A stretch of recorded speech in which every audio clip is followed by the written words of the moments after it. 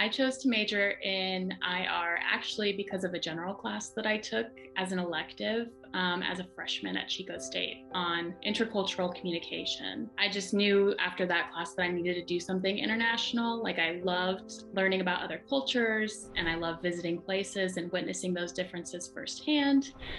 And in that class, actually, we watched a documentary called Half the Sky, which essentially outlines women's issues globally, right? So, all of these commonalities that women and LGBTQ individuals face around the world. And the way that Chico State that I felt like I could do this was through IR, and then later I added on multicultural and gender studies as well, because all of these issues have really political and systematic components to them, right? And these are issues that cross-cut state lines. So how do states and the international community, like at large, come together to solve these? And that's kind of the reason that I chose to major in IR. And I'm really grateful that I did, because that was just the right move. And then later I added on MCGS. One of the best things that I think is unique to IR majors is how accessible study abroad is and how encouraged it is in this major. So I was able to spend an entire academic year abroad in London while having all of my courses count. Like not one of my courses that I took abroad did not count.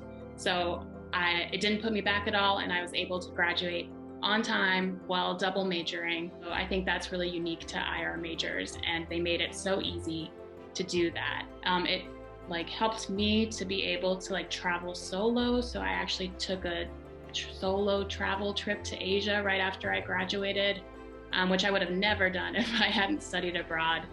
And it also, study abroad opened the door for me to eventually go back to London for graduate school. I think that if IR didn't encourage study abroad as much as it did, I might not have had all of these experiences because of it.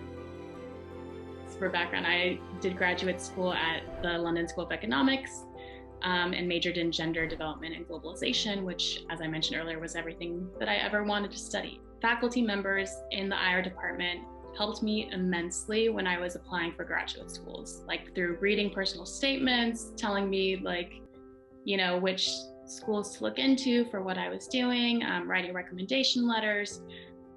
They were very supportive. I honestly don't think I thought of graduate school before I was an IR major. That never crossed my mind. So I think that was one thing that really helped me get to where I am today is that encouragement. And graduate school was amazing. Do not regret it at all, even with the student loans. So I currently work at the U.S. Agency for International Development in the Bureau for Humanitarian Assistance, which is a mouthful, but essentially we respond to situations of natural disasters, so hurricanes, droughts, volcanoes, and we also provide food and other assistance to refugees, internally displaced persons from war, and those kinds of crises. So IR is a constant theme in my work, and I witness IR concepts every single day. So humanitarian aid is meant to reach those most in need without being politically motivated. In practice, though, that is not the case, and politics are always involved, especially because USAID is a US government entity. So there's always congressional interest in the work that we support, and specifically where we support it.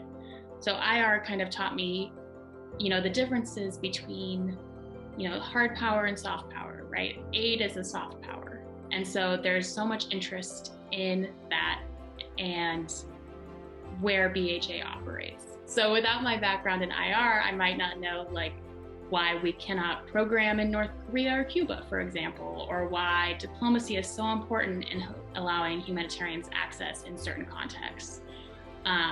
So that's one example. We also coordinate with the United Nations often as implementing partners, and also as kind of a guiding force in international aid.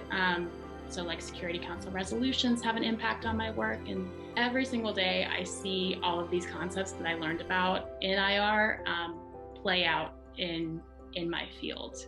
Without IR, I would not have that academic background to understand, all these different components of my day-to-day job.